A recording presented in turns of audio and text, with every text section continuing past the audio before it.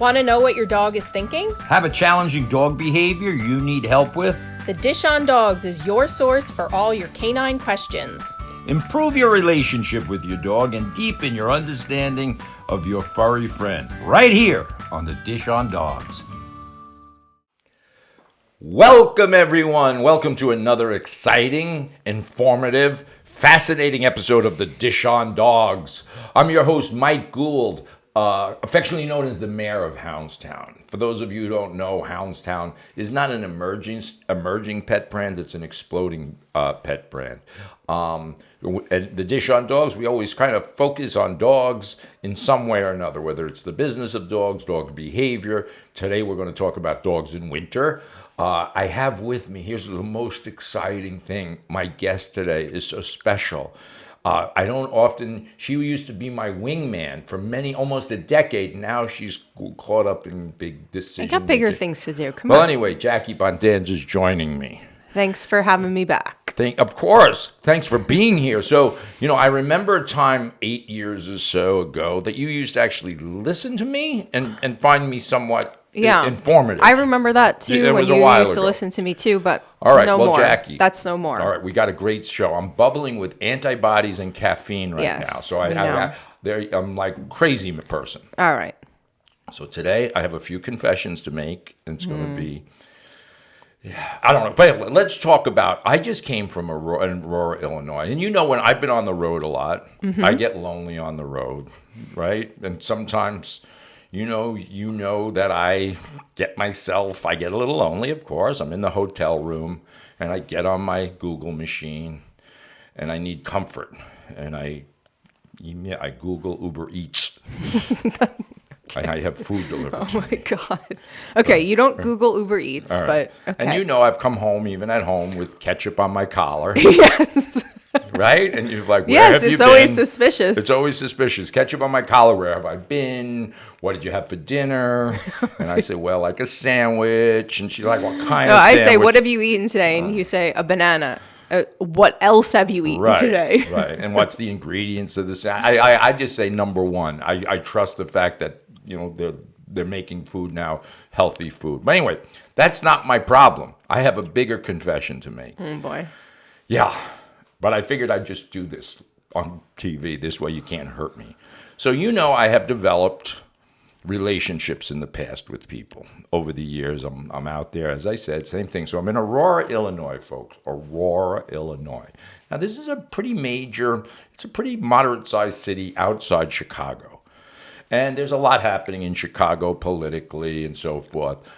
So Saturday, we opened Aurora. And when we do these openings, we do a lot of them in municipalities all over the country. And, on the government website, they say how they're small business friendly and they're really supportive of small business. I know, I'm going to get to the point here. So Saturday when we opened, on the schedule was a ribbon cutting ceremony. And that usually means somebody from... the Chamber of Commerce comes by, some old lady with a box of cookies or dog biscuits, and that's the ribbon cutting ceremony. So I didn't take it very seriously. So around 12:30, comes around, cameramen are coming in, people are flooding the lobby of our Aurora, Illinois, Houndstown. Okay. So I first meet some gentleman. He introduces himself as the aide to the mayor. I'm like, all right, well, that's pretty good.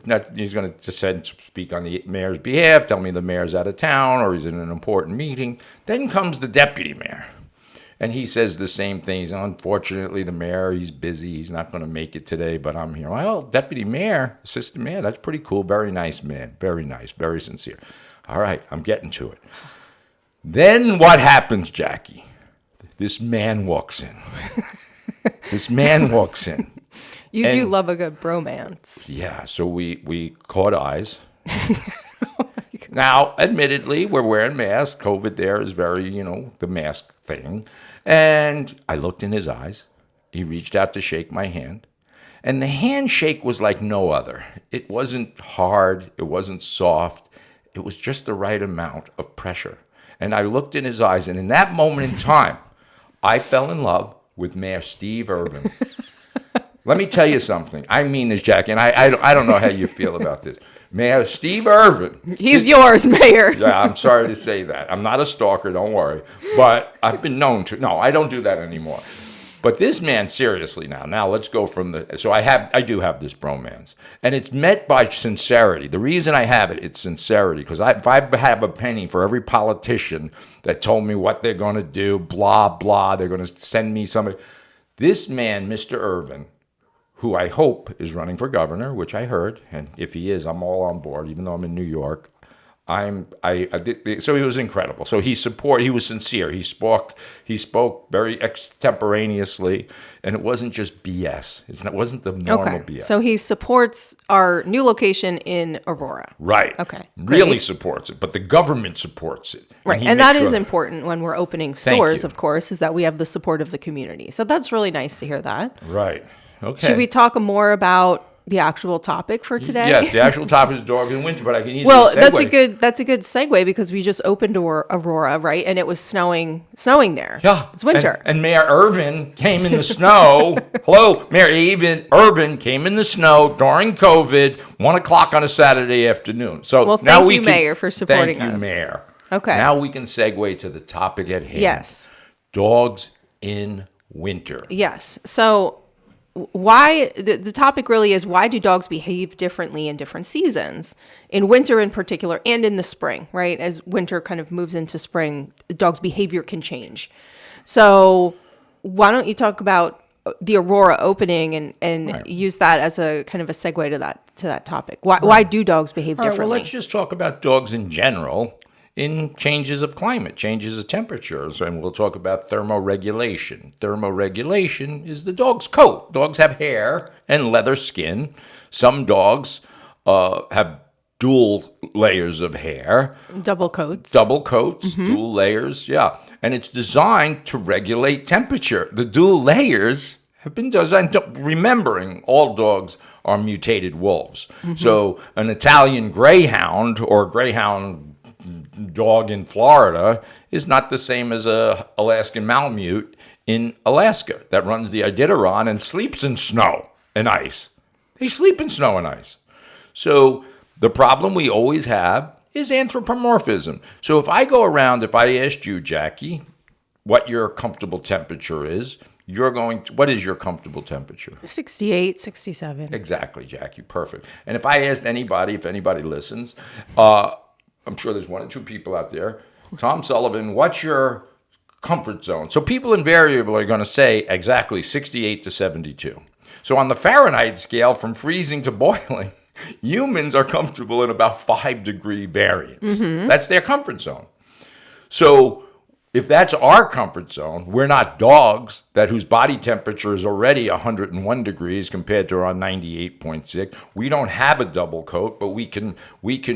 Our thermoregulation involves adjusting the thermostat in your house, taking clothes on, putting clothes off. So we usually impose this on dogs, and we don't understand that dogs thrive in colder weather. Yeah. Generally speaking. Yeah.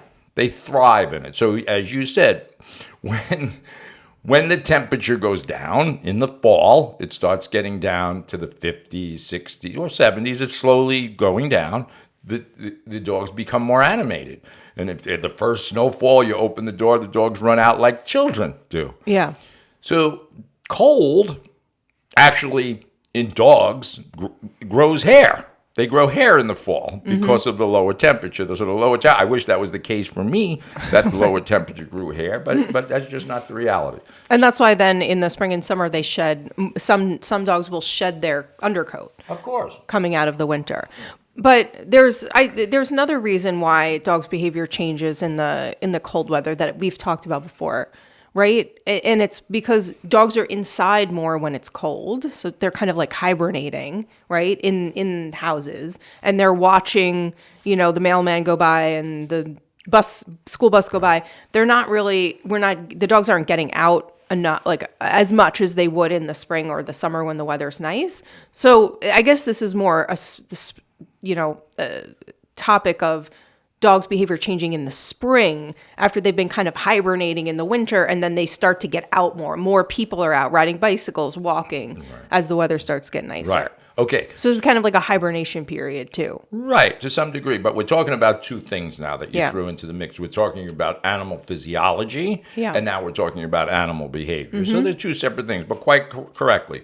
Dogs, we hibernate with our dogs, so we remove them from socialization. Generally, nobody wants to go out when it's 20, 30 degrees out. Right. So and during COVID, we've done almost the exact same Right, it's thing. the same We've thing. hibernated during COVID, and this is where you see a lot of behavioral problems, right? Right. Socialization problems, leash aggression, all the things, because if you've been hibernating for a year or so, which many people have, your dog is really 7 years older, right? Because they're maturing at a very significant rate. Right. So for the humans, we can say, all right, I want to get out, thank God, the society's blooming again like a flower.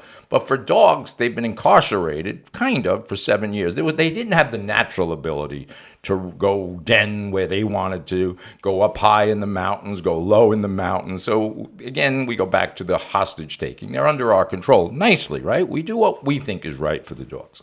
So from a physiological point of view, if we're talking just temperature and weather, if generally speaking, if you can be out in the weather, it's 30, 40 degrees out, your dog has no health problems, it has a medium to double coat, they can endure a lot of cold weather. Well, and they want to. So we were talking yesterday about there's a TikTok video, I guess, that's going around now of a husky, and the owner lives in like a condo association, and the husky, he's a snow dog. He wants to be out in the snow, so the owner let him out, and he was just like literally just laying in the snow while it was snowing, and neighbors took a video of it and called the police or did something.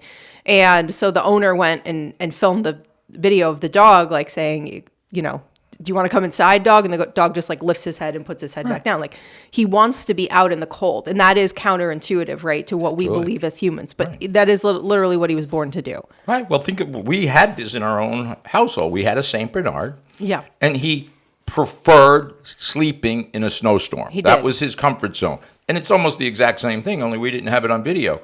If we felt anthropomorphic, which we have done, we're human, so we said it's freezing. Let's get Clyde inside because it's cold out. He's sleeping in the snow. Not that we cared or what other people thought, but we brought him in. And it was very difficult to get him up. And when we brought him in, he was very anxious. Yeah. Because the temperature went from 30 degrees to what you said you like, 68 degrees. It raised 4. He was beside himself. Yeah, he was it's too panting. hot. He Yeah. was pacing. He ended up laying by the freezer Yeah. or on tile floor or by the front door where they can get some cold air coming in. Right. And at one time he actually opened the sliding glass door. Yeah, So in a snowstorm, I guess we forgot to lock it and he nosed it and he slid the door open, went out, and we woke up in the morning and he was sleeping on the lounge chair, like as it was a snowstorm. Right. So And this is not like earth shattering. I mean, if you think of the Iditarod in Alaska or the mushing dogs, those mushing dogs enjoy their job. Right. They love their job, and they literally sleep in snow. They dig out, and we know from Eskimos, snow is a great insulator. So it's not like they're, yes, wet and wind, exposed to wetness and wind is very bad for dogs. right. And there's a big difference between letting a dog, like forcing a dog to be outside in the cold or leaving a dog outside in the, we're not in any way suggesting that, No. but it's understanding how to allow your dog to interact in the cold weather in a way that is, you know, kind of proper. I mean, I'm natural. I'm down in Orlando and it's 60 degrees and people are putting sweaters on dogs and they're taking them for a 5-minute walk. The rest of the time they're living in an air-conditioned condo. Right. So what we don't realize we're doing when we do put sweaters on dogs and even booties or anything on their feet is we're inadvertently allowing them to deregulate their natural temperature, right? So they can actually get overheated by having a jacket or a sweater or, you know, and you always talk about the boots, how dogs need to have their pads exposed because they need to, that's how they feel the world, right? Right. Absolutely. So 2 points there, the sweaters and so forth, or shaving your dog. How many long-haired dogs do you have? And in July, everybody wants to go shave their dog. You're actually doing a disservice to the dog because you're taking their natural insulation. The double layer coat is insulation, just like in your house. You have insulation that keeps your house cool. So just think along those lines and just don't immediately go what they think that they should do. So do a little bit of research, because it's then go to the booties on dogs. Dogs' paws and pads, that's what they use to navigate most all animals, except, Jackie, I always like to ask this question, and I like statistics. I like numbers. So that there's 8.5 million animals across the world. And there's only one animal that dresses themselves up in clothing. And you know what that is. It's you. And it's some very fancy clothing, by the way. Not even fancy. I guess I'm an animal. You are an animal. News alert. You man. Okay. Come on, Jackie. And this stuff's expensive, by the way, her expensive clothing. So we're the only animals that dress up. Then there's only one animal that we then dress up and tether to ourselves. There's no other animal. Well, domesticate. I think there's only 2 or 3 species of animals that we've domesticated. Well, there's 14 to 17, but 2 that we've taken as companion animals, Okay. Cats and dogs. And even the cats are allowed to jump up on top of the counter and kind of navigate through the world. They're usually allowed to go out and come in.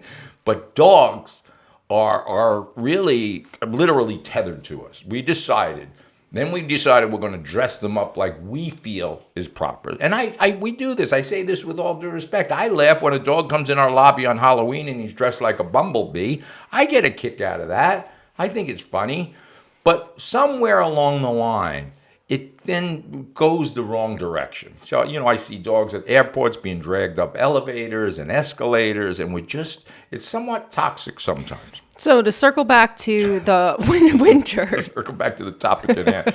Steve. Winter. Mayor Irvin, go ahead. Yes. Winter. So you're in a snowy environment. It's freezing. It's cold. You can't get your dog out as much. How do people manage to socialize their dogs in the winter and prepare for spring to come out of this like hibernation and make that more as manageable as possible? Right. So don't think so much about it. As I said, we think of yourself, think of your children, and the temperature gradually decreases and gradually increases. Just allow, what we do at Houndstown, Jackie? We allow dogs to be dogs. That's why we are exploding. So let Mother Nature gave dogs coats, in some instances double coats. We have, mutated them down. We breed them for different things. What are you doing? Nothing. You seem like a little eye roll there. I don't know. Anyway, I'm not eye rolling. I'm just I'm waiting sorry for if you you're to finish this too run-on busy. sentence. CEO, busy. Okay, she used to be very patient with me. Okay, so here we are. You're asking me a question. I'm answering. All right. So we let nature be our guide. What does that mean, though? I forgot the question. What was the question? I'm thinking it's Mayor Irvin. Go ahead. How do people manage their dogs in the winter the best? So you're saying let Mother Nature. What does that mean? Let dogs outside. Take them for walks. Let them outside. I prefer letting them out. I'm not a big fan of walking dogs. So some people have to walk dogs if you live in a condo. I always laugh. We live up in the middle of nowhere on 2-acre properties, and I still see people walking their dog on a leash. Walking on a leash, tethering the door, puts some level of anxiety. But if you have a little tiny backyard, open the door, let the dog out, have a snowball fight with them. I don't know. Let them have some fun. Get outside yourselves. So that's the answer. It's not complicated. And I think that is at issue here.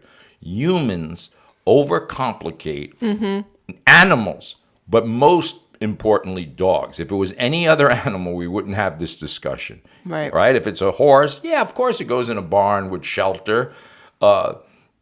It's simple. But dogs, unfortunately, are the focus. And that's why we're in business, is to allow dogs to bring them to Houndstown. Right. And we do see that they get a little crazier when it's cold out. Right? They get crazy in the cold weather because that's their natural season. Right. Well, when you say crazy, animated. Animated. Yeah, right, I mean, they're wild. Some dogs, they're playing more, they're running around, they get the zoomies. Right. And that's because they're not hot in the summer, in the spring. Right. And all we got to do is switch thinking to a 2-year-old toddler or a 3-year-old child. What do they do at the first snowfall? They want to go out. They want to roll around. They get crazy. They get animated. But this is related to the temperature, right, in the dog. Right. But hot weather, we become all more lethargic. Right. And that's what happens with dogs, too. Of course. But for them, cold especially is more their natural season. I would say for mammals in general. Right. When is the marathon? It's in the fall because temperatures are, it's not in July or August generally. I mean, it's usually reserved for the fall